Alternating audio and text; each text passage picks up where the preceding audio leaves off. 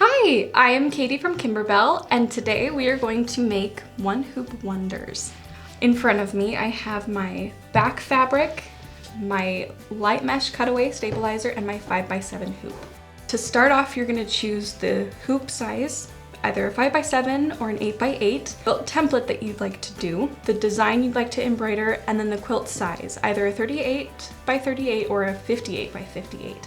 Today we're going to be making the 38x38 citrus design in a 5x7 hoop. So to start embroidering, we're going to take our background fabric and we're going to fold it in half. And it doesn't matter which way, we're just trying to find the center of our fabric. So I'll just fold it in half this way and just crease it a little bit so that we've got a nice fold there. I'm going to unfold that. We've got our stabilizer that's cut larger than our 5x7 hoop. The reason that we want to find our center is on our hoop we've got these lines that show us our center. Not all hoops will have that, and so there are grid templates that you can use to find the center. It's just gonna be a rough estimate. It doesn't have to be perfect. It doesn't have to be exact. So we're gonna find our rough center and then hoop this in the back of our hoop. There we go. And then just make sure that that hoop is nice and tight. Now we are ready to embroider. On my machine, I've got loaded the 5x7 citrus design with the decorative stitch. You've got two options, the decorative stitch and the satin stitch. We are gonna embroider with the decorative stitch today, but then the quilt later that we're gonna sew together has a satin stitch. We've just stitched our outer fabric placement line. I'm gonna place my fabric just directly over that placement line and tape it in place.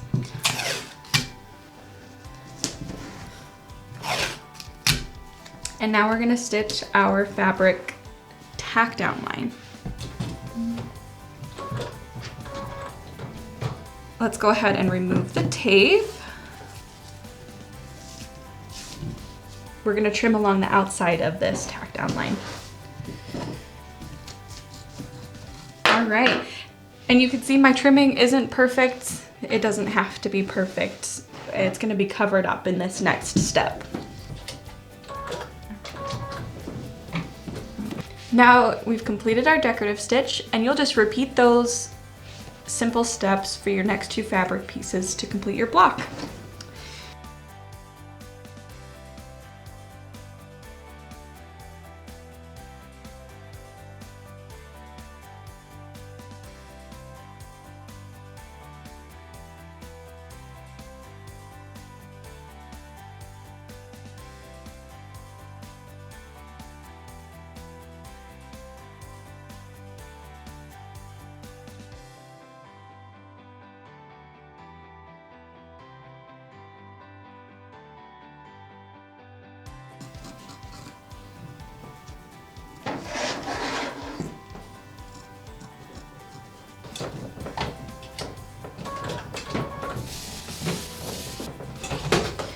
Now that we've got our block completely embroidered, we're gonna take it out of the hoop. And our next step is gonna be to trim it down to size so that we can put it in our quilt.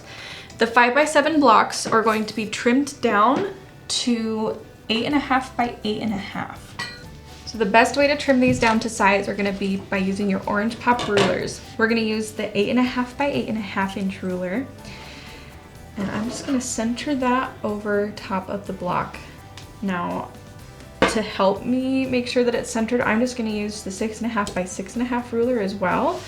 And we're just gonna visually center that over top. You can get very specific and grab your ruler and measure and make sure that that is the same distance on all four sides. We're just gonna visually center it here. And I'm gonna remove this ruler. And with my rotary cutter,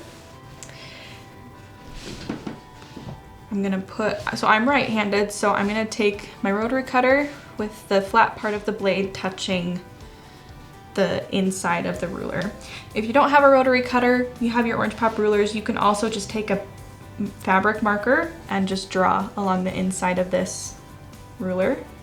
and then just cut it with your fabric scissors as well.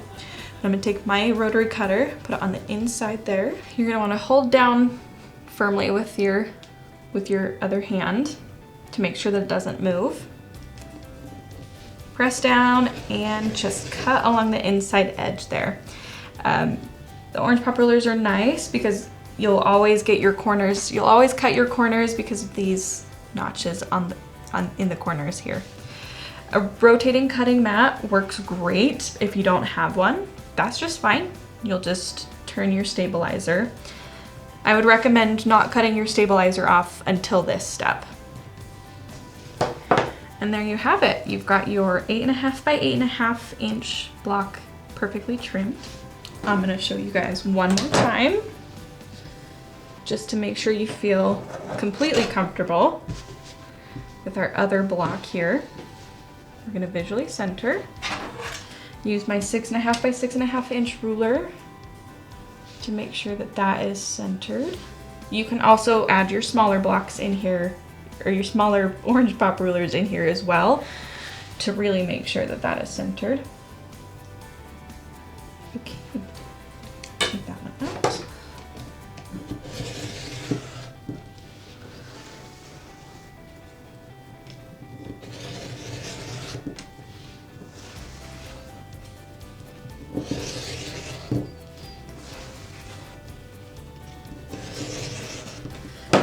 And you are good to go.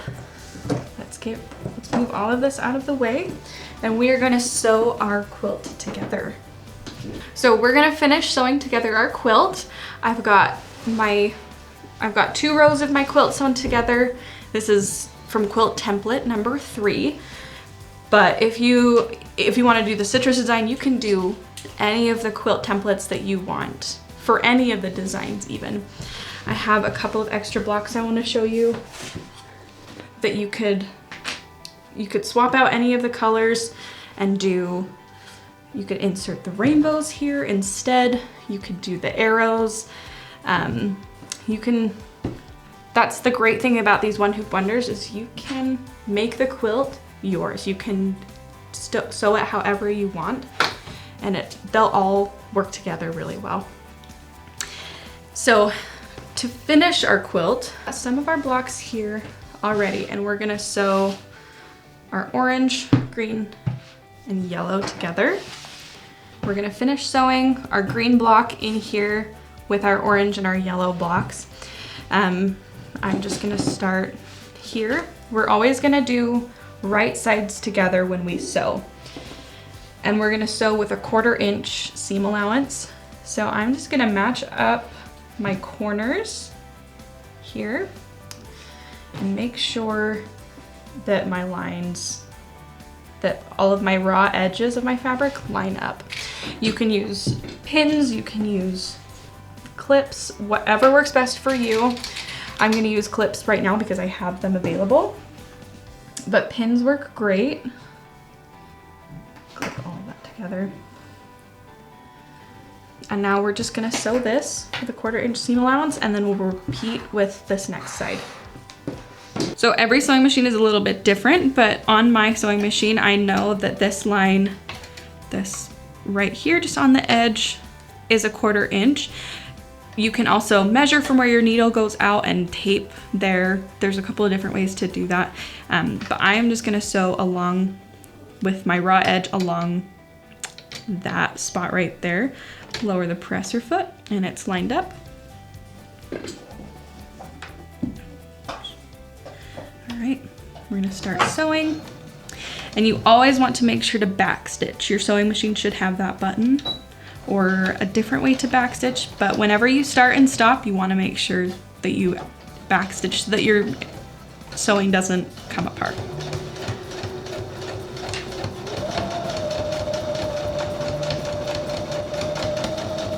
Take those clips off as you get to them.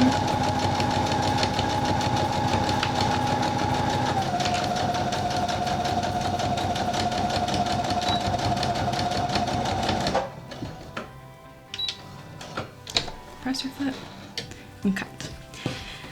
If this is your first time sewing anything and your lines are not perfect, that's okay. I promise no one but you will be able to tell.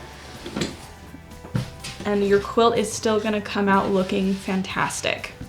Now that you've got that sewn together, we are going to iron our seams down so that they lay nice and flat. And something to keep in mind, the way that you iron your seams at the beginning of the project, you're gonna wanna continue that throughout. And whether that's laying them one direction or another, or opening them and ironing them flat this way, that will help when you finish sewing everything together if everything is ironed the same way. So the rest of my quilt has been ironed so that the seams for my embroidery blocks are facing my sashing blocks. So that's how I'm gonna iron this block as well. Everybody irons a little bit differently. What I do is I will iron my seam. I'll iron it one way and then iron it flat the other way. And that's gonna help make sure that my fabric doesn't fold over on the front and just help make sure that it's sitting really nicely. So I'm gonna pull it tight and iron that open, and then pull it tight the other way and iron that flat the way that I want it to go. And then I'm gonna flip it over to the front and iron this one more time, just on the front. When you're ironing on the front of a project, you just wanna make sure you have a clean iron. You don't want any gunk getting on the front of your project that you've worked so hard on. Now that we've got that part sewn together, we're going to attach it to the rest of our quilt. So what I've got sewn right now is I've got my green in the middle, my green on the sides, and I want my green to be in the middle for this third row. So when I'm going to pin this, you can see that my sashing should match up with these pink squares here. And because I've ironed so that my seams are toward this green polka dot sashing, you can see that my seams will nest together right there. And that is gonna make it really easy for us to pin or clip everything together before we sew. And then I know everything is gonna line up.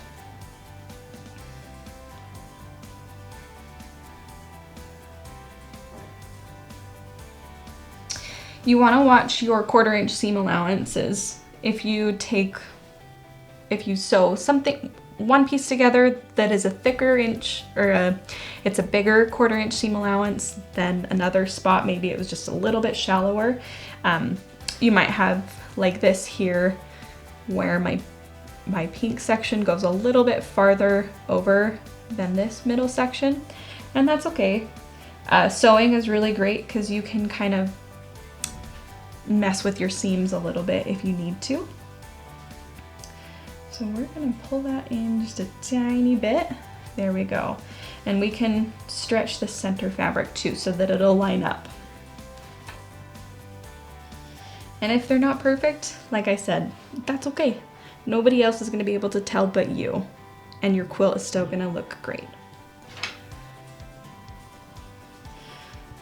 Once I've clipped my seams together like that, I usually will clip alongside in the center, just to make sure that we're sewing straight across and nothing goes wonky or comes up and looks funny. Okay, and now we're ready to sew. When you're sewing something larger like this, it's nice to have a good open area behind your sewing machine. If you don't have that, that's okay. Just make sure that you have enough space so that your quilt doesn't get too bunched up after you've sewn it. That can make it really hard to sew a straight line. Now that we've got that sewn together, we're gonna do just one more sashing strip that's been pre-sewn here, and then we'll do our borders. And you'll notice when I'm stitching, I'm not starting exactly at the edge of my fabric. Sometimes your edge can get caught down in your feed dogs, and then you have to take it out, cut it, and so if you start a little ways in, maybe like 1/8 to 1/4 of an inch in, and start sewing, that will give you a little bit better result. Sometimes your seams will get folded over by your presser foot, so I always just stop with my needle down, raise my presser foot, and fold that back over before I sew over it. We've sewn those 2 rows on, and you can see some of my blocks don't line up perfect, and that's okay. We're gonna iron this nicely and then do our borders. Now that we've got our quilt top sewn together, to find the borders, we're gonna take your ruler. You can use a ruler like this, you can use your cutting mat, you can use whatever ruler works best for you. You're gonna, whatever is the top of your quilt, you're gonna measure from the top to the bottom. So we're gonna measure. And if you've got your quilt ironed nicely, then you won't have to pull it or anything. Line up your ruler with one end. We're gonna measure from the middle to get the most accurate measurement lengthwise. From the top to the bottom, our quilt is just under 32 inches. We're gonna cut 32 inches just to be safe. We'll have a little extra and that'll be just fine. And you should have 4 border pieces. We are only going to cut 2 of them. The other 2 are going to be for the top and the bottom. I'm gonna cut both of my pieces at the same time to make it a little bit faster and a little bit easier. And before I start measuring, I'm gonna cut off the selvage edge because that's not, we don't want that in our quilt.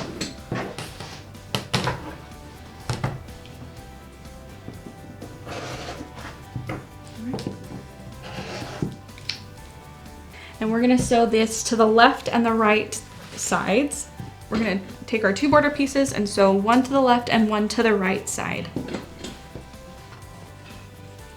Line those up and clip them and then sew them. This fabric is nice because it doesn't have a right or a wrong side, but you do wanna make sure to always sew right sides together. Now we've got your left and right sides sewn on, so we're gonna press those seams really nicely. All right, our next step here, I wanna make sure that is laying flat. We need to get the size for our border for the top and for the bottom. So we're gonna follow those same steps that we did for our left and right side, but this time we're gonna measure widthwise down the center to get that. We've got 38 inches is gonna be the length for our top and our bottom border. You're gonna trim those, you're gonna sew them on, and then you have a completed quilt top. To finish quilting and binding your quilt top, check out our quilting and binding tutorials that are linked below. Thank you so much for joining us. I hope you have a great day and enjoy making your One Hoop Wonders quilts.